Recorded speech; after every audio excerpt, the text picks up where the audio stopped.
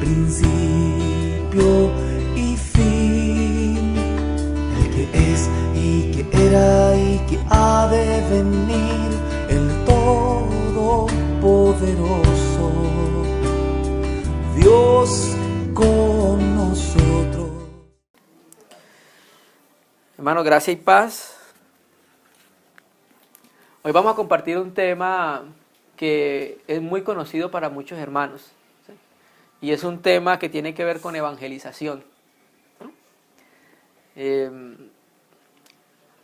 Cada momento nosotros nos estamos encontrando con personas que demandan que les hablemos acerca de nuestra fe. Y qué mejor manera que utilizar la misma palabra para poder evangelizar a las personas acerca de cómo llevar las personas a Cristo. La Escritura nos habla de que nosotros tenemos que llevar cautivo todo pensamiento, ¿a quién? A Cristo. Entonces el Señor por la misma palabra nos enseña cómo poder llevar los pensamientos, la mente de las personas al Señor. Naturalmente que primeramente nuestra mente tiene que ser llevada cautiva al Señor para poder llevar otras mentes cautivas al Señor. Vamos entonces a compartir algo sobre evangelización, algo que tiene que ver con cómo se originó el pecado, para que nosotros podamos hablar acerca a las personas, acerca de crearles una conciencia, o sea, crearles conciencia del pecado para que se puedan salvar. Y es más o menos lo que tiene que ver el compartir el día de hoy. Miren, hermanos, ¿a quién utiliza el Señor en la tierra para hacer la obra de Dios? Al cuerpo de Cristo, ¿sí? No, el Señor mismo no baja personalmente, por decirlo así, a predicarle a una persona. El Señor muchas veces lo ha hecho, pero el Señor utiliza la iglesia para hablarle a las personas acerca de nuestro Señor Jesucristo. Si nosotros miramos Juan capítulo 16, que vamos a leer un versículo, pero quiero que miremos el contexto. Por ejemplo, si leemos Juan 13, el versículo 1 dice: antes de la fiesta de la Pascua, sabiendo que Jesús había llegado su hora para pasar de este mundo al Padre, como había amado a los suyos que estaban en el mundo, los amó hasta el fin. Entonces, si ustedes siguen leyendo, habla en ese momento de cómo Jesús le lava los pies a los discípulos, ¿sí? Y sigue en el versículo 21 del mismo 13, habla acerca de la traición de Judas. El Señor expresa que uno de los dos se lo va a traicionar. Y hasta que llega al 31 del mismo 13, y es cuando el Señor habla del nuevo mandamiento, que nos amemos los unos a nosotros, como Él nos amó, ¿sí? Es un mismo contexto. Y el versículo 36 del mismo 13, Simón Pedro le dijo: Señor, ¿a dónde vas? Le respondió Jesús: a donde yo voy no me puedes seguir ahora, pero me seguirás después. 37, le dijo Pedro: Señor, ¿por qué no te puedo seguir ahora? Mi vida pondré por ti. Jesús le respondió: tu vida pondrás por mí. De cierto te digo que no cantará el gallo antes de que me haya negado 3 veces. Y en ese mismo contexto empieza el 14, no se turbe vuestro corazón. ¿Por qué? Por la causa de la negación de Pedro y los demás discípulos que iban a tener. Cree en Dios, cree también en mí. En ese mismo contexto el Señor empieza a decir que eres el camino, la verdad y la vida, hasta el 14:15 que empieza a hablar el Señor acerca de enviar el Espíritu Santo. En el mismo contexto, todo eso es un mismo contexto. En el capítulo 15 habla de la vid verdadera, ¿cierto? Hasta que llega al capítulo 16, hablando del Consolador. Y entonces vamos a leerlo desde el 16:4, la parte B, dice: sin embargo, no os dije esto al principio porque yo estaba con vosotros, pero ahora voy al que me envió y ninguno de vosotros me pregunta: ¿a dónde vas? Más bien, porque os he dicho esto, vuestro corazón se ha llenado de tristeza, pero yo os digo la verdad. Este es el versículo que hoy vamos a empezar, el versículo 7. Pero yo os digo la verdad, os conviene que yo me vaya, porque si no me voy, el Consolador o el Paracletos no vendrá a vosotros, y si yo voy, os lo enviaré. Cuando Él venga, ¿quién? El Paracletos, el Espíritu Santo. Va a hacer tres cosas. ¿Qué va a hacer? Convencerá al mundo de pecado, de justicia y de juicio. Vamos a detenernos un momento acá. La palabra griega para convencerá es elexi, del verbo donde viene el enjo, que significa reprender o convencer. ¿Qué va a hacer el Espíritu Santo cuando venga? Convencerá al mundo ¿de qué? De pecado, de justicia y de juicio. Entonces lo que hablamos al principio, ¿a quién utiliza el Señor por el Espíritu Santo para convencer al mundo que está en pecado? Para convencer al mundo que hay un juicio y para convencer al mundo de que hay una justicia, a la iglesia. ¿Cómo lo sabemos? Hermano, hay una figura y sombra en el Antiguo Testamento. ¿Cuál? Los profetas. ¿Qué hacían los profetas? Los profetas convencían y exponían el pecado al pueblo de Israel. Pero también les exponían, ¿qué? La justicia de Dios. Les exponían el pecado y si no se arrepentían iba a haber un juicio. Pero si se arrepentían, entonces operaba la justicia de Dios. Entonces en estos tiempos Dios sigue utilizando los profetas, en este caso sería a la iglesia. ¿Para qué? Para reprender al mundo acerca de que tiene pecado, acerca de que hay una justicia, pero acerca de que si no se arrepienten van a ir a un juicio, si se mantienen en el pecado que es en Adán. Entonces vamos a ver tres ítems, por decirlo así, o tres partes en este estudio, y uno de ellos va a ser cómo se originó el pecado. Sabemos que esto es muy conocido para algunos hermanos, pero puede ser útil porque las escrituras del apóstol le decía a los hermanos que no se cansaba de repetir las mismas cosas, porque para nosotros era ¿qué? Provechosa, ¿sí? Entonces vamos a ir al principio. Vamos a mirar primero cómo se originó el pecado. Vamos a ir a Génesis 1:1. El principio de la creación. Génesis 1:1, un verso que es muy conocido para los hermanos. Y queremos que en este verso nos detengamos en dos palabras. En la palabra Dios y en la palabra cielos en plural. Leemos. En el principio creó Dios los cielos y la tierra. En el versículo 2, empezando dice, y la tierra estaba desordenada y vacía. Cuando Dios crea las cosas, como Dios es un Dios de orden y un Dios de luz, Dios no creó la tierra desordenada y vacía. La tierra, en el versículo 1, fue creada por Dios sin tinieblas, sin abismo, sin desolación, ¿sí? Pero en el versículo 2 aparece lo contrario. En el versículo 1 vemos cómo Dios creó ya los cielos y la tierra. El Señor no nos hace ninguna aclaración en el versículo 1 de cómo fue que lo hizo. Solamente nos dice que en el principio creó Dios los cielos y la tierra. Y queremos detenernos en la palabra Dios y en la palabra cielos. La palabra Dios, todos conocemos que la palabra hebrea para Dios es Elohim. Y la palabra hebrea para cielos es Chamayim. Y tienen dos particularidades, que las dos terminan en im, I-M. Elohim, E-L-O-H-I-M, y Chamayim termina en I-M.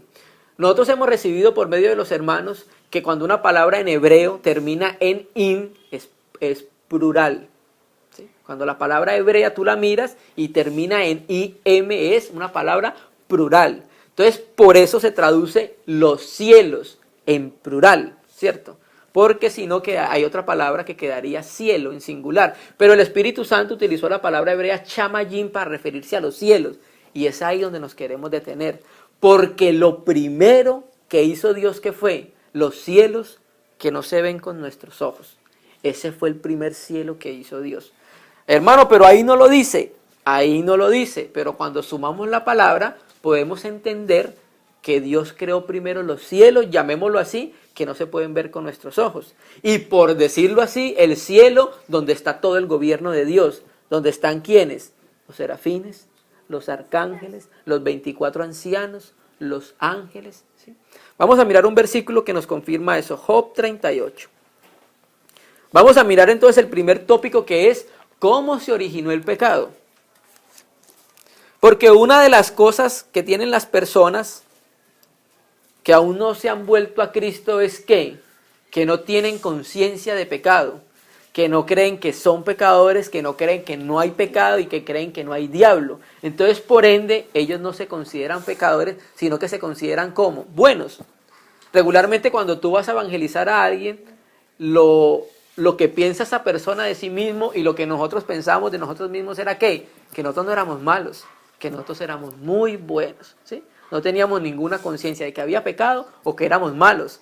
Éramos buenos porque éramos buenos hijos, porque ayudábamos a las viejitas a pasar la calle y porque le dábamos dulces a los niños, ¿sí? Pero hermano, la realidad es que nosotros somos muy malos, ¿sí? ¿Por causa de qué? Por causa de lo que sucedió en Edén. Entonces mire que lo que dice Job 38, vamos a leerlo desde el versículo 1 para coger el contexto, que es el verso 7. Ya todos hemos conocido y estudiado la historia de Job, cómo aparecen 3 amigos de Job y le empiezan a decir a Job que él está enfermo por causa de su pecado, pero aparece un cuarto que cuando tengamos tiempo vamos a pedir al Señor que lo podamos estudiar, Eliú, que es completamente diferente a los 3 amigos de Job, porque al final, cuando termina todo esto que sucede en Job, Dios le dice a Job que ofrezca sacrificio por sus 3 amigos. Y no habla del cuarto, que es Eliú, que es un personaje que deberíamos estudiar. Entonces ya después de insertar, llegamos al capítulo 38, y ya Dios va a hablar directamente con Job, desde un torbellino. Y mire cómo dice. Entonces Yahvé respondió a Job desde un torbellino y dijo, mire que lo que le dijo Dios a Job. ¿Quién es ese que oscurece el consejo con palabras sin conocimiento?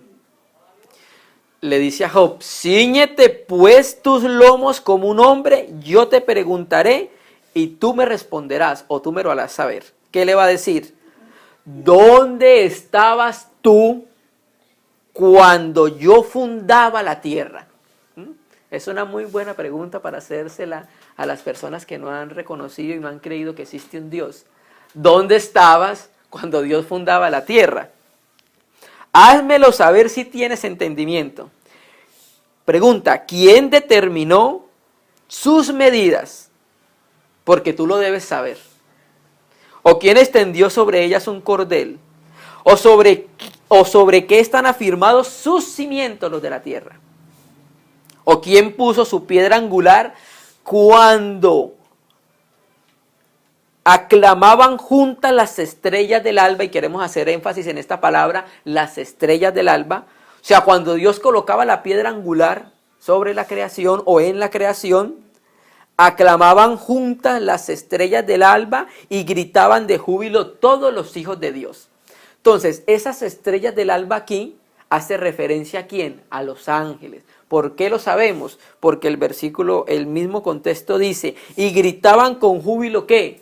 Todos los hijos de Dios. Cuando uno mira la Septuaginta, en la Biblia fue escrita, hay 3 versiones de la Biblia escritas en idiomas originales. Lo que tenemos nosotros hoy, esto es una traducción de la versión hebrea del Antiguo Testamento. El Antiguo Testamento fue escrito en hebreo con unas partes en arameo, es la que tenemos nosotros.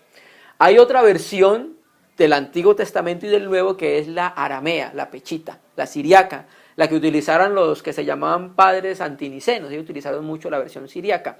Pero hay otra versión del Antiguo Testamento que se llama la Septuaginta, que es en griego. Y cuando tú miras esta versión, y aquí cuando dice, y gritaban de júbilo todos los hijos de Dios, aparece la palabra griega ángelos, los ángeles de Teos, los ángeles de Dios. Entonces, esta palabra hijos de Dios es la misma palabra que aparece en Job 1, cuando dice, y se reunieron todos los hijos de Dios, y entre ellas vino Satanás, que aparece 2 veces. Y es la misma palabra hebrea que aparece en Génesis 6, cuando habla acerca de que vieron los hijos de Dios que las hijas de los hombres eran hermosas. Es la misma palabra. Entonces aquí nos damos cuenta que cuando Dios estaba creando todas las cosas, ¿qué hacían los ángeles? Gritaban de júbilo y aclamaban a Dios por causa de lo que Dios estaba creando, ¿cierto? Entonces, por eso hablamos que la primera creación fue la que no se ve con nuestros ojos. O sea, Dios estableció todo el gobierno espiritual. Los 24 ancianos, los ángeles, arcángeles, querubines, serafines, galgal, que son las ruedas. Todo esto lo estableció Dios antes de que Dios formara la tierra. Porque cuando Dios forma la tierra y coloca al hombre en la tierra, ya aparece un ser, ¿quién? el diablo. Ya aparece como diablo, ni siquiera como lucero de la mañana, ¿cierto? Entonces por eso estamos llamando la atención de que primero en Génesis 1:1, en el principio creó Dios los cielos en plural, porque primero fue el cielo que no se ve y ahí sí entonces Dios procede a crear el cielo y la tierra que nosotros vemos con nuestros ojos. Entonces, vimos entonces Génesis 1:1 y vimos Job 38, donde Dios creó todo. Y en medio de esos seres creó un ser que vamos a empezar a estudiar. Isaías 14. En Isaías 14 vamos a leerlo desde el versículo 12. Aunque está hablando al rey de Babilonia, ¿sí? Es lo mismo que pasa en Ezequiel 28, que está hablando al rey de Tiro. Pero hermanos, recordemos que detrás de cada gobernante mundial hay un gobernante de las tinieblas. ¿Cómo lo sabemos nosotros? Por Daniel. Daniel estuvo 3 semanas orando y por causa del pueblo de Israel. Y entonces en esa viene un ángel y le da una revelación. Y le dice que en esa revelación, cuando él iba a darle un mensaje, se le opuso el rey de Grecia o de Persia, ¿sí? Y estuve batallando con él. Entonces de cada gobernante mundial hay un principado de autoridad de las tinieblas, ¿cierto? Entonces cuando le está hablando al rey de Tiro en Ezequiel 28, detrás del rey de Tiro le está hablando a alguien más. ¿A quién? A Satanás. Porque es que el rey de Tiro no estuvo en Edén.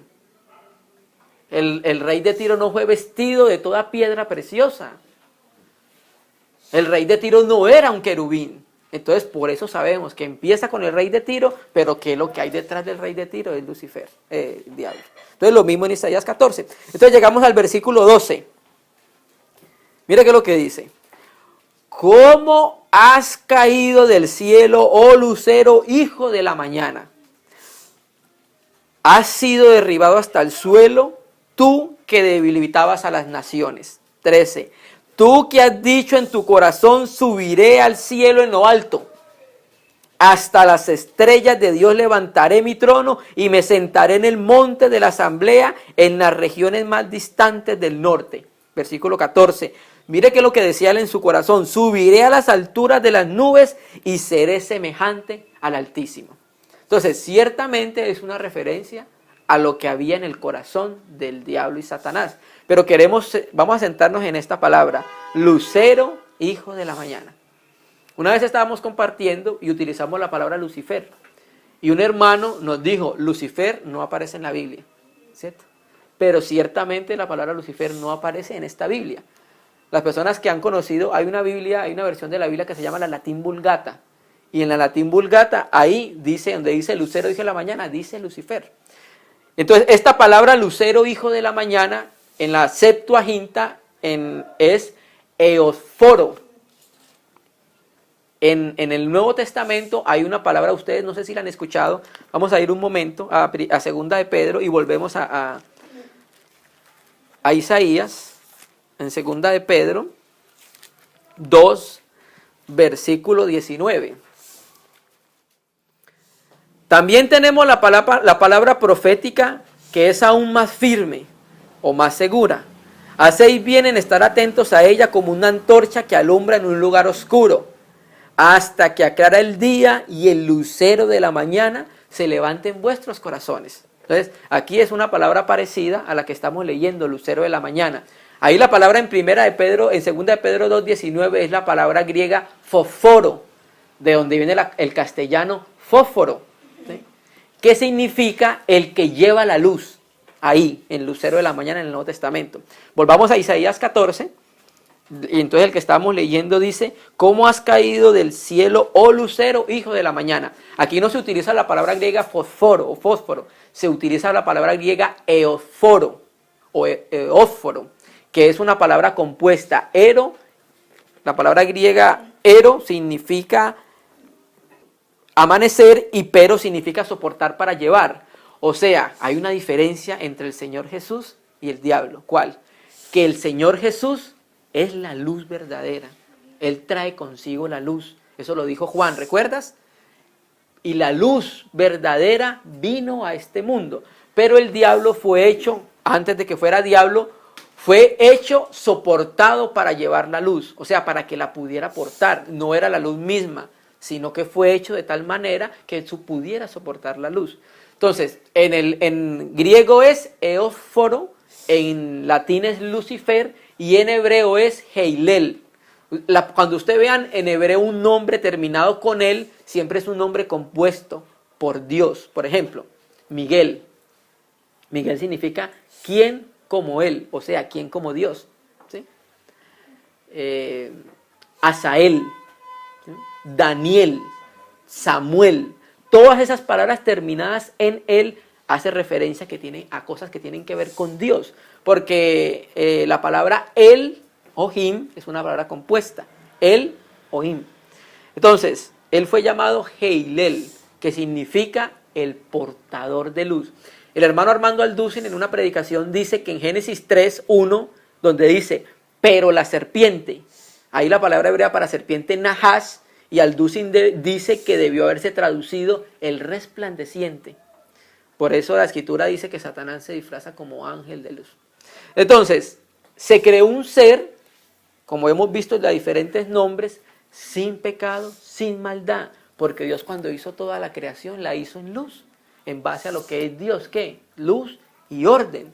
Dios no hizo ningún ser malo, al hombre no lo hizo malo ni con pecado, la creación celestial no la hizo mala y no la hizo con pecado. Entonces, vimos entonces que en medio de esa creación espiritual, llamémoslo así, o angelical, creó un ser. Y vamos a Ezequiel 28, terminémoslo de ver un momento. Ezequiel 28, vamos a leer Ezequiel 28. Vamos a leer desde el versículo 11.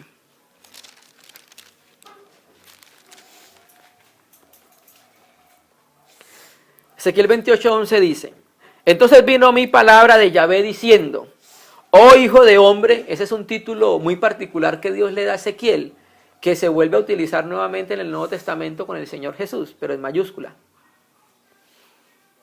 Estabas en Edén, oh hijo de hombre, entona un lamento por el rey de Tiro y dile, así ha dicho Yahvé el Señor. Mire que lo que dice al rey de Tiro, tú eras el modelo perfecto, lleno de sabiduría y de completa hermosura. O sea, perfecto ¿en qué sentido? En el propósito que tenía, por el cual Dios lo creó. Esa es la perfección que está hablando ahí, porque el único perfecto es el Señor. Mire que lo que le dice, estabas en Edén, en el jardín de Dios estabas. Vamos al 15. Eras perfecto en tus caminos desde el día que fuiste creado hasta que se halló en ti maldad. ¿Sí? ¿Qué pasó entonces con Lucero, con Heilel, con Lucifer, con un eósforo? Que fue creado sin pecado y le dio cabida al yo. Los querubines tenían una particularidad, que ojalá pudiésemos estudiar bien los querubines. Tenían una particularidad, ellos tenían 4 alas, con 2 volaban y con 2 se cubrían su rostro. ¿Cierto que sí? Y entonces ¿era para qué? Era para guardar la gloria del Señor. Pero entonces, ¿qué pasó con este ser? Dejó de mirar a Dios y empezó a mirarse a sí mismo. Como dice que era muy hermoso, ¿sí? Empezó a verse como por un espejo y creyó que tenía poder para establecer un golpe de estado en el cielo. Creyó que tenía poder para sacar a Dios de su trono, ¿sí? Entonces empezó a codiciar eso en su corazón y empezó, dice las Escrituras, que por la multitud de tus contrataciones empezó a hablar con los demás ángeles, a proponerles la maldad que ya había en su corazón. Y por eso fue el instigador de una rebelión masiva en los cielos, hermano. Vamos a mirar un versículo en Apocalipsis 12 y luego volvemos y vamos a Mateo ahorita y vamos a mirar eso. En Apocalipsis 12 aparece una señal en el cielo y queremos mirar cómo la Escritura dice de que él fue el instigador de una rebelión masiva. Apocalipsis 12, hay 2 señales, una mujer vestida de sol con luna debajo de sus pies y sobre su cabeza una corona de 2 estrellas. Pero también apareció otra señal en el versículo 13. Apareció otra señal en el cielo.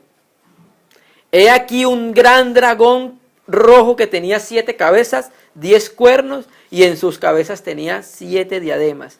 Y su cola arrastraba la tercera parte de las estrellas del cielo.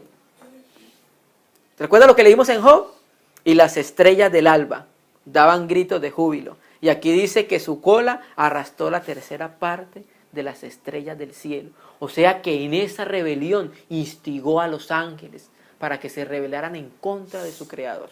¿Sí? Y no había maldad ni pecado en el mundo, pero cuando este ser que le dio cabida a su yo, inmediatamente se halló en él la maldad. Y se creó, o a partir de ahí se empezó algo que en Hebreos 12 le llama el imperio de la muerte. ¿Qué es un imperio? Un gobierno. No existía la muerte, no estaba la muerte, no estaba el pecado, pero a partir de eso todo se empezó a dar. Entonces, si saltamos el versículo 7, en el mismo contexto del 12, dice, entonces estalló una guerra en el cielo. ¿Quién? Miguel y sus ángeles pelearon contra el dragón, pero no se quedó ahí. El dragón y sus ángeles pelearon. ¿Sí? Como está diciendo, ya estos ángeles, ¿cómo se les llaman? Sus ángeles. O sea, ¿de quién? Del dragón. ¿Sí? Entonces estamos viendo que hay unos ángeles que están con Miguel y hay unos ángeles que están ¿con quién? Con el dragón, con la serpiente. Vamos a Mateo 25.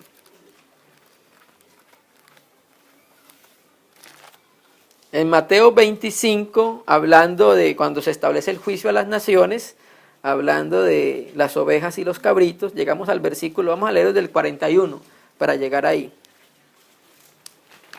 El 41 dice, entonces dirá también a los de su izquierda, apartaos de mí, malditos, al fuego eterno, preparado para ¿quién? El diablo y sus ángeles. ¿Sí? Entonces mire cómo la escritura muestra de esa rebelión masiva que hubo una parte que se quiso ir con el diablo, hermano. Oh Señor. Entonces ahorita más adelante vamos a volver a ese versículo porque tiene que ver con juicio. Y vamos a ir a 1 Timoteo 5:21. 1 Timoteo 5:21. Mire cómo habla el apóstol por el Espíritu acerca de la prueba que tuvieron los ángeles. Que eso también lo vemos con los querubines allá en la visión que tuvo Ezequiel acerca de los querubines. Y también lo que tuvo que ver con el Señor Jesús en su visión allá en Apocalipsis 1. Mire, requiero solemnemente delante de Dios y de Cristo Jesús y de sus ángeles escogidos. O sea, que habla de hombres escogidos y habla también de que ángeles escogidos. O sea, que así como los hombres fueron probados, así también los ángeles fueron probados allá en el cielo o en el gobierno de Dios. Entonces, estamos mirando cómo se originó el pecado, que no es de carácter humano o terrenal, sino que es de carácter espiritual, y cómo se generó el pecado en él y cómo lo transmitió a los demás ángeles para que se rebelaran contra Dios.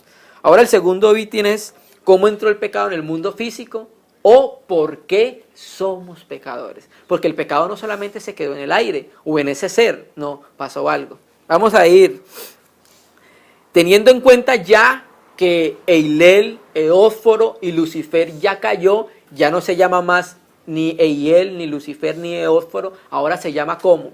Dragón, diablo, Satanás y la serpiente antigua. Vamos a ir a Apocalipsis 21, un momento. Apocalipsis 21, vamos a mirar bastantes escrituras, hermanos.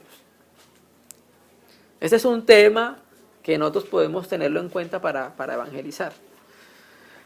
Apocalipsis 21, mire qué es lo que dice. Y vi un ángel que descendía del cielo teniendo la llave del abismo y una gran cadena en su mano. Y prendió al dragón, la serpiente antigua, que es el diablo y Satanás. Aquí utiliza los 4 nombres. Dragón, serpiente antigua, diablo y Satanás. Diablo significa el tentador. y Satanás significa el acusador. Entonces, si no tuviésemos Apocalipsis, no supiésemos que la serpiente de Génesis 3 sería la serpiente antigua, o sea, el mismo diablo, ¿no? ¿Cierto? Entonces, vamos a ir a Génesis 2. Génesis 2:16. Vamos a ir a Génesis 2:16. Vamos a leer bastantes versículos, hermano. Vamos a leerlo desde el 2:15.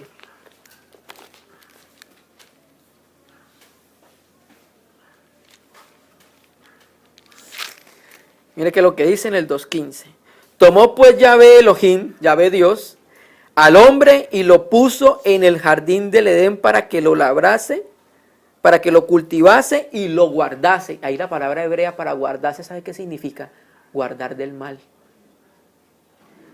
O sea, Dios colocó al hombre en Edén para que guardara el jardín del mal. Porque ya el diablo había caído. Ya había un ser en los aires, y no solamente un ser, muchos seres en los aires. Porque ahí donde están ellos en los aires. Por eso en Génesis, cuando vemos el segundo día de la creación, Dios no dice que es bueno porque habla de los aires. Y ahí está este ser maligno con todos sus ángeles caídos. Y 16, y mandó Dios al hombre diciendo, puedes comer de todos los árboles del jardín, pero del árbol del conocimiento y el bien y del mal no comeréis, porque el día que comas de él, ¿qué? Ciertamente moriréis. Hermano, y el hebreo y el griego aquí hace un énfasis, dice moriréis de muerte, 2 veces. Entonces, si vemos el 3.1, vamos a empezar no lo vamos a leer todo, solamente lo que es puntual. El 3.1 dice, entonces la serpiente, y el hebreo dice que llegó a ser el más astuto de todos los animales del campo que Yahvé Dios había hecho, dijo a su mujer, de veras Dios ha dicho, no comáis de ningún árbol del jardín. La mujer respondió a la serpiente, podemos comer del fruto de los árboles del jardín, pero del fruto del árbol que está en medio del jardín ha dicho Dios, no comeráis de él ni lo toquéis, no sea que mueras.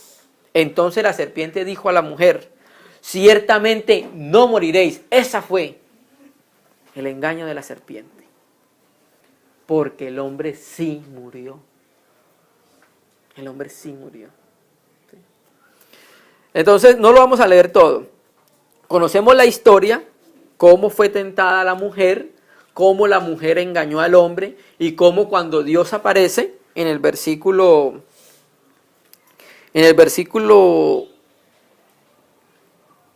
apenas pecaron, en el versículo 8 dice, cuando oyeron la voz de Yahvé Dios que se paseaba por el jardín a la brisa del día, el hombre y su mujer se escondieron de la presencia de Yahvé Dios entre los árboles del jardín, pero el Señor Dios llamó al hombre y le preguntó, ¿dónde estás tú? Y él respondió, oí tu voz en el jardín y tuve miedo porque estaba desnudo y me escondí. Una de las consecuencias del pecado es el miedo, hermano.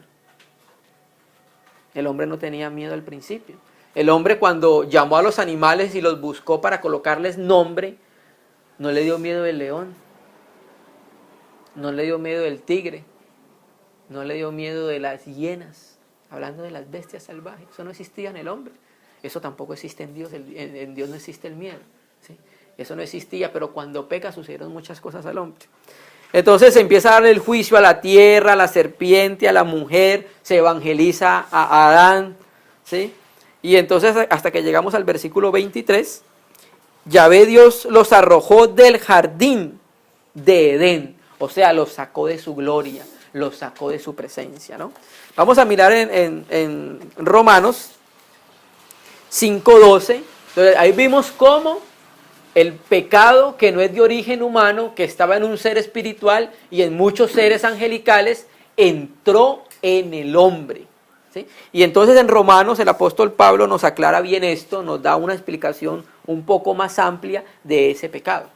Entonces en Romanos 5:12, que es el versículo que tiene su correspondencia, mire qué es lo que dice. Por tanto, como el pecado entró en el mundo por un hombre, mire cómo Dios le llama a lo que pasó con Adán. ¿Cómo le llama? No solamente que entró el pecado en el hombre, entró ¿en dónde? Al mundo. Mire qué es lo que dice. Por tanto, como el pecado entró en el mundo por un hombre, y por el pecado la muerte, hermano, o sea, que si iba el pecado, juntamente iba la muerte con ella, ahí, iban de la mano, iba camuflado la muerte en el pecado. Por tanto, como el pecado entró en el mundo por un hombre y por el pecado la muerte, mire cómo considera Dios la muerte de Adán. Dios no considera la muerte de Adán como la muerte de Adán solamente. Dios considera la muerte de Adán como la muerte de todos los hombres. Dios considera que el pecado de Adán es el pecado de todos los hombres. ¿Por qué? Porque nosotros estábamos genéticamente en Adán. Cuando Adán pecó, todos pecamos. ¿Sí? Y esa es la conciencia que se le debe crear. Por eso leímos al principio, el Espíritu Santo cuando viniera iba a hacer tres cosas: a convenir, a reprender al mundo de pecado. ¿Sí? Entonces le mostramos por la palabra que el hombre es pecador. ¿Sí? El hombre no peca porque le gusta, sino que por naturaleza, por el pecado que habita en él. Entonces, así la muerte pasó a todos los hombres por cuanto todos pecaron. Hermano, no hay una excepción. Ni Teresa de Calcuta, ni el Dalai Lama, ¿no? Ni Mahatma Gandhi, ni el Papa. No hay ninguna excepción, ni María. No hay ninguna excepción porque el pecado pasó a todos los hombres. Entonces Dios considera que los hombres, o sea, Dios no ve a los hombres en particular. Dios solamente ve a un hombre. ¿A quién? Adán. Y lo mismo con la iglesia. Dios no ve a creyentes en particular. Tiene un trabajo individual con nosotros, pero ve solamente a un nuevo hombre. ¿A quién? A Cristo y la iglesia. ¿Sí? Son las dos cabezas representativas de la nueva creación y de la vieja creación. Entonces este hombre pecó y se murió y se volvió viejo. Vamos a ir a Romanos 3:22, la parte B, donde empieza a decir porque no hay diferencia. ¿Sí? Entonces por eso el Espíritu Santo utiliza la iglesia y la palabra para reprender y convencer al mundo de que sí hay pecado. Por eso las personas no se quieren arrepentir, entre comillas, porque creen que no tienen pecado. ¿Sí? Ahí en internet hay unos hermanos que tienen programas de evangelización y la mayoría de veces cuando muestran que los aborda, les pregunta: ¿tú crees que eres bueno o crees que eres buena? Sí, soy bueno, sí, soy buena. ¿Sí? Y eso se tiene, ¿por qué? Porque no tienen conciencia de pecado. Mire Romanos 3:23, la parte B, donde empieza a decir porque no hay diferencia, porque ahí empieza el contexto. Porque no hay diferencia, por cuanto todos pecaron y están destituidos. La Cueva traduce faltos, en la interlineal griego de la Cueva. Y Recobro traduce carecen. ¿Sí? Entonces cuando el hombre pecó, mire lo que pasó. Fueron sacados, privados, destituidos de la gloria de Dios. ¿Qué va a hacer el Señor Jesús entonces? Volver al hombre ¿a dónde? A la gloria. Entonces vemos ahí cómo el pecado entró en el mundo, pero el propósito eterno de Dios está en el corazón, que el hombre fuera semejante a su Hijo, ¿eh? Y que no vaya a la condenación eterna. Entonces vimos cómo entró el pecado en el mundo. Segundo, vimos cómo se originó el pecado. Luego vimos cómo entró el pecado en el mundo, porque somos pecadores. Y entonces viene la tercera parte. Entonces, ¿cómo ser salvo, cierto? De la condenación eterna. Porque, ¿qué se le dice a los cabritos allá que leímos en Mateo 21? Malditos, ir al fuego eterno preparado ¿para quién? El diablo y sus ángeles. ¿A quién le estaba hablando? A los cabritos. O sea, ¿quiénes son esos? Los hombres. Los hombres que se mantuvieron en el pecado de Adán por la instigación de Satanás. Vamos a ir entonces cómo ser salvos de la condenación. 1 Corintios 15:3. Estamos recordando que este tema es más que todo para evangelización, hermano. ¿Sí? Son principios, son rudimentos de la palabra. 1 Corintios 15:3.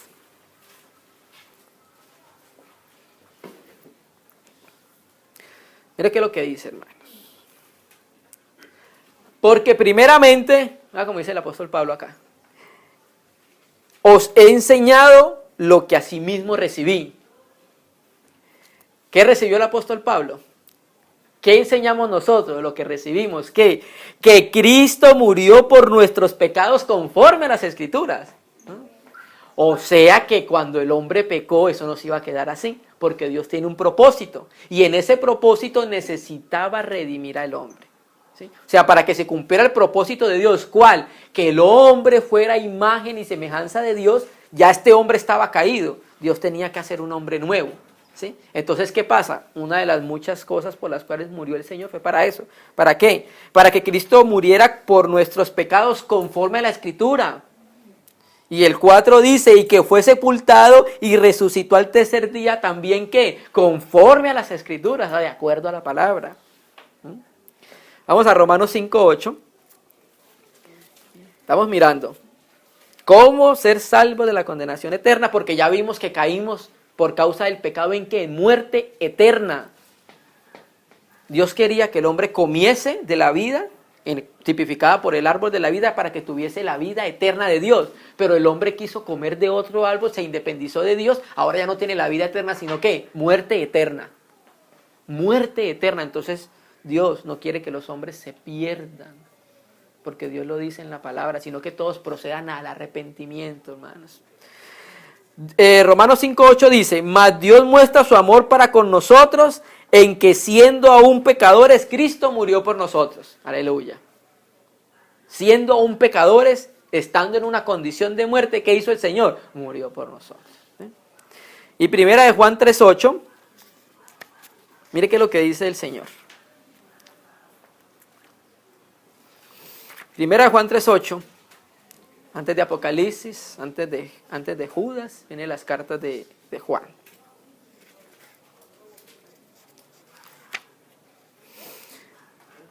Vamos a leerlo desde la parte A, primera de Juan 3:8.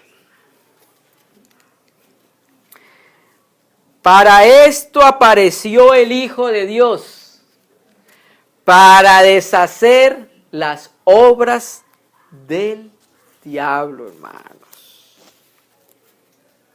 ¿Qué obra hizo el diablo? Trajo el pecado, trajo la muerte, trajo las tinieblas. ¿Sí? No cumplió el propósito del hombre en su momento para el cual Dios lo creó. Entonces, esa obra, toda esa obra que trajo el diablo, el Señor Jesús que vino a deshacer. Trajo oscuridad, pero el Señor Jesús ¿a qué vino? A traer luz a los hombres. Entonces el Señor murió para cumplir muchos propósitos en Dios, pero para lo que estamos hablando, murió para redimirnos y para justificarnos, hermanos. Justificarnos. Porque el primer paso de la salvación, ¿cuál es? La justificación. ¿Sí? ¿Qué es ser justificado? Van a leer un versículo, Romanos 3:24, y vamos a empezar a mirar qué es ser justificado. Siendo justificados gratuitamente por su gracia. Mire que es lo que dice acá. Siendo justificados gratuitamente por su gracia mediante la redención que es en Cristo Jesús. Si adelantamos un poquito a Romanos 5:9, mire cómo dice Romanos 5:9.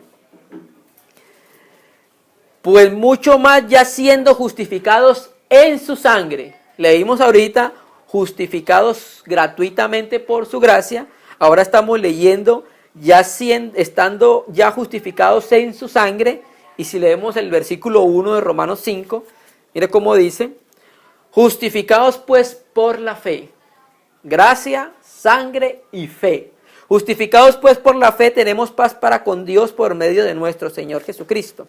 Si nosotros leemos la versión textual de ese mismo versículo, mire cómo dice: por tanto, habiendo sido declarados justos por la fe. ¿Cómo es que un hombre pecador, en muerte, en tinieblas, va a ser declarado justo? Eso hace referencia como a un tribunal. O sea, si nosotros no nos arrepintiésemos, no nos hubiéramos arrepentido, y cuando llegara el tribunal blanco, ¿sí?, en nosotros pesa un juicio de condenación, que nosotros vamos a ir a la muerte, porque el pecado que está en nosotros, porque la paga del pecado era la muerte, ¿recuerdan? ¿Cierto? Entonces, cuando nosotros estuviéramos en el tribunal del trono blanco y no nos hubiésemos arrepentido, nos hubiesen juzgado. ¿Y el juicio cuál era? La muerte. Pero aquí la Escritura está diciendo que habiendo sido declarados justos, eso es lo que dice el griego de justificados. O sea, nosotros fuimos declarados justos ¿en base a qué? A la justicia del Señor Jesús, en base a haber creído y en base a habernos arrepentido de nuestros pecados. Entonces la justicia que era en Cristo nos es atribuida a nosotros, no por justicia propia nuestra, no. ¿La justicia de quién? Del Hijo de Dios. Vamos a mirarlo entonces. Entonces, habiendo sido declarados justos, rectos, nos empezaba un juicio sobre nosotros y éramos culpables de pecado, porque Romanos 6:23 dice que la paga del pecado es la muerte. Entonces, ¿cómo somos justificados? Arrepintiéndonos de nuestros pecados y creyendo en el Señor, hermano. Vamos a mirar unos versículos, Hechos 2:37. La palabra arrepentimiento, muchos nosotros la hemos conocido, es la palabra griega metanoia, que es una palabra compuesta, meta después, que implica cambio, y noeo, que es percibir, de donde viene nous, que significa mente, o sea, volver nuestra mente, ¿quién? A Dios. Hay una mala traducción en Mateo 27:3, donde dice que Judas, arrepentido, devolvió las monedas. ¿Recuerdan esa palabra en Mateo 27? Pues ahí la palabra no es metanoia. Ahí lo que dice es Judas sintiendo remordimiento o pesar. Y para que nos salvemos no hay que sentir remordimiento, sino que arrepentimiento, hermano. Un arrepentimiento genuino que vuelva nuestra mirada al Señor, porque estamos de espaldas al Señor. Hechos 2:37. Ve que lo que dice Hechos 2:37. Pedro, hablándole a los judíos y a todos los que estaban ahí de otras ciudades, dice, vamos a leerlo el 36. Sepa pues con certidumbre toda la casa de Israel que a este mismo Jesús, a quien vosotros crucificaste, Dios le ha hecho Señor y Cristo. 37. Entonces cuando oyeron esto se afligieron de corazón y dijeron a Pedro y a los otros apóstoles, hermanos, ¿qué haremos? Pedro les dijo, arrepiéntanse, arrepentíos y bautícese cada uno de vosotros en el nombre de Jesucristo para el perdón de pecados y recibiréis el don del Espíritu Santo. Vamos a pasar al 20:20, el mismo Hechos 20:20. Estamos leyendo las Escrituras, lo que enseñaban los apóstoles cuando les evangelizaban a las personas. Mire que lo que dice Hechos 20:20. Pablo está hablando con los ancianos de Éfeso en Mileto y les dice, sabéis que no he rehuido en anunciaros nada que os fuese útil y en enseñarlos públicamente de casa en casa y testificando a los judíos y a los griegos acerca del arrepentimiento para con Dios y la fe en nuestro Señor Jesucristo. ¿Sí ves cómo hablaban los apóstoles?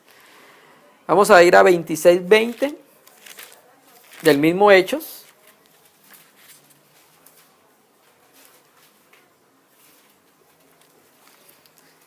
(26:20) dice, vamos a leer el 19, hablando acerca del testimonio de Dios ante Agripa. Por lo cual hoy rey Agripa no fui desobediente a la visión celestial, o sea, la que tuvo Pablo cuando iba camino a Damasco. Más bien, primeramente a los que estaban en Damasco y en Jerusalén y por toda la tierra de Judea y a los gentiles, les he proclamado que se arrepientan y se conviertan a Dios haciendo obras dignas de arrepentimiento. ¿Sí? Entonces, una de las maneras para que nosotros seamos justificados, declarados justos, es arrepintiéndonos de nuestros pecados. ¿Sí? Y creyendo, naturalmente. Entonces vamos a leer un último versículo, 2 de Pedro 3:9, acerca del arrepentimiento, y vamos a ver entonces unos versículos de creer para que podamos terminar. 2 de Pedro 3:9. El Señor no tarda su promesa, como algunos la tienen por tardanza. Entonces la mayoría de personas que nosotros estamos evangelizando utilizan una palabra para justificarse, que no existe Dios. Estamos en lo mismo, no ha pasado nada. Dicen que Cristo viene y no ha venido, ¿sí? Pero el Señor dice, Él no tarda su promesa como algunos la tienen por tardanza. Más bien es paciente. ¿Por qué no ha venido el Señor? ¿Por qué no ha venido?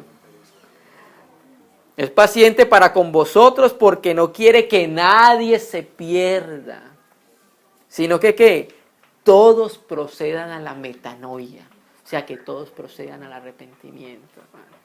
Cuando nosotros echamos una mirada a Apocalipsis y vemos que una de las razones que Dios tuvo para las plagas, para los terremotos, ¿sí?, era que la gente se arrepintiera, hermano. Y dice, y no se arrepintieron para darle la gloria al Dios de los cielos. O sea, Dios no quiere que el hombre se pierda, hermano. ¿Por qué cree que envió al Hijo? Para pues que el hombre no se perdiera, hermano. Para sacar al hombre de la condición en la que cayó por causa del pecado que inoculó el maligno en él. Entonces, ya vimos el arrepentimiento, ahora vamos a ver creyendo. Juan 3:36. Juan 3. Juan 3.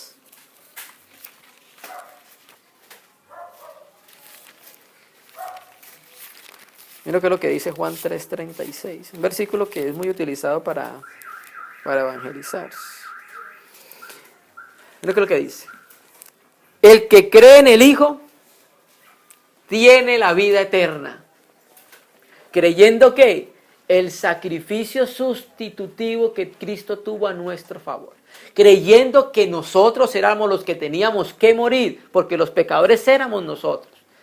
Creyendo que Él fue a la cruz por nuestros pecados.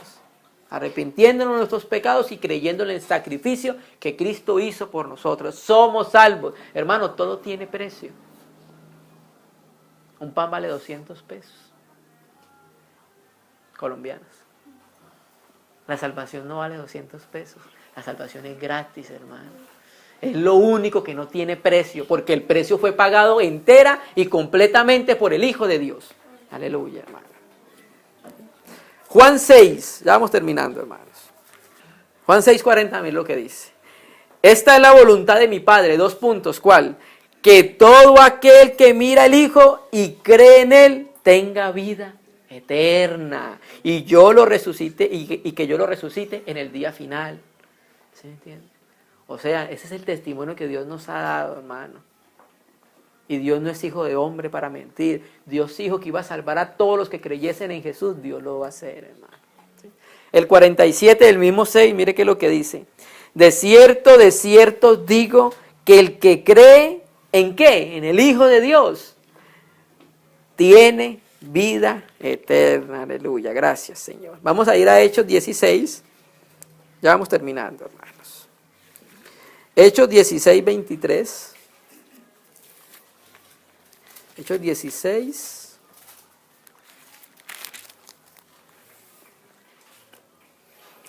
Vamos a leer Hechos 16 desde el 25 para no leer todo el contexto. Es acerca de Pablo y Silas, que fueron encarcelados en Filipos.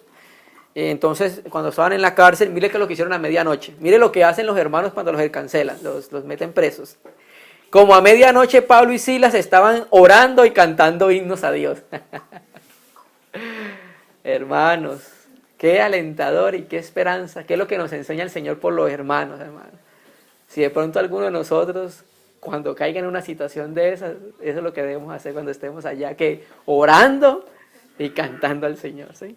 Como a medianoche Pablo y Silas estaban orando y cantando a Dios y los presos les escuchaban. Entonces de repente sobrevino un fuerte terremoto de manera que los cimientos de la cárcel fueron sacudidos y al instante todas las puertas se abrieron y las cadenas de todos se soltaron, no solamente de Pablo y de Silas, de los demás presos, hermano. Hermano, el evangelio, el espíritu tiene un alcance que nosotros no imaginamos, hermano. Cuando el carcelero despertó y vio abiertas las puertas de la cárcel, sacó su espada y estaba a punto de matarse, porque pensaban que los presos habían escapado. El carcelero era vida por vida. Si él dejaba ir a los presos, su vida era a cambio de la de ellos. Por eso se iba a suicidar. Pero Pablo gritó a gran voz diciendo, no te hagan ningún mal, pues todos estamos aquí. Pablo también, el Señor intervino por Pablo para que los presos no se fueran, porque si no hubiera muerto el carcelero. Pero la parte que nos interesa. Entonces él pidió luz y se lanzó adentro y se postró delante de Pablo y Silas. Y sacándolos afuera le dijo, señores, ¿qué debo hacer para ser salvo? Y ellos le dijeron, ¿qué le dijeron? Vete de rodillas de aquí. No. Haz tantas penitencias. No. Echa limosna en el arca. No. ¿Qué? Cree en el Señor Jesús y serás salvo tú y tu casa. Aleluya, hermano. Sí. Por eso decimos, hermano, que lo único gratis es la salvación. No tenemos que pagar absolutamente. Creer, arrepentirnos, creer y volvernos al Señor, hermano. Aleluya. Gracias, Señor, por tu palabra. Entonces, si creemos en el Hijo de Dios viviente, somos justificados. Hay una tercera escritura, pero los hermanos la pueden leer, acerca del eunuco y Felipe. Ahí habla también. Si crees que Jesús es el Hijo de Dios, bien puedes bautizarse. Entonces, somos declarados justos, porque la justicia del Hijo es amputada a nosotros. ¿Sí? Entonces, Dios cuando nos ve, no nos ve a nosotros. Porque si nos ve a nosotros, no nos justificaría o no nos declararía rectos o justos. ¿Ve a quién? La justicia de su Hijo en nosotros, hermano. Entonces, para terminar, volvamos a Juan 16, el versículo donde empezamos. Volvamos entonces a Juan 16, 7, dice. Juan 16, 7. Porque yo os digo la verdad, os conviene que yo me vaya, porque si no me voy, el Consolador no vendrá a vosotros, y si yo voy, os lo enviaré. O sea, la ascensión del Hijo de Dios. Cuando Él venga, reprenderá o convencerá al mundo de pecado, de justicia y de juicio, hermano. Entonces, ¿de pecado por qué? Porque nacimos en pecado. En Adán nacimos en pecado. Y la única manera de ser libres del juicio es volvernos a Cristo, lo cual entonces se amputaría la justicia. Aquí está hablando de tres personas: pecado, juicio y justicia. Entonces, pecado en Adán, ¿sí? Y en el diablo. Juicio en Adán y en el diablo. Porque la persona que permanece en Adán permanece en el juicio de Dios, que es el mismo juicio para Satanás. Hablando del día final. Y justicia, porque ya entonces se pasó de Adán ¿a quién? A Cristo. Entonces son justificados. Para no ir entonces, ¿qué? A la condenación eterna, al lago de fuego preparado para el diablo y sus... Hermano, no es para el hombre. Ese no es el fin del hombre. Dios no quiere eso con el hombre, que el hombre vaya a la Gehenna de fuego. ¿Fue preparado para quién? Inicialmente para el diablo y sus ángeles, pero los hombres se rehúsan a creer en el Señor y entonces se mantienen en el pecado que está en Adán. Por tanto, en el mismo pecado que está en el diablo, y por ende entonces, ¿qué? Terminan en la Gehenna del fuego, hermano. ¿Sí? Entonces, esta reunión era en relación con evangelización, para que nosotros tomemos algo de ello y podamos entonces compartir acerca de esto a las personas, hermano, porque no queremos que tampoco las personas se vayan a la condenación, hermano. Terrible, cuando uno empieza a imaginarse vida eterna y condenación eterna, pues en la cabeza no cabe la eternidad todavía. Tenemos conciencia en nuestro interior, sabemos que ahí está la eternidad, porque eso lo dice Eclesiastés, pero empezamos a mirar una eternidad a los hombres sufriendo, hermano, día y noche, y los creyentes naturalmente en una eternidad descansando con Dios en Cristo, hermano. Es algo muy terrible, hermano. Vamos a orar al Señor, hermanos. Digno es el Cordero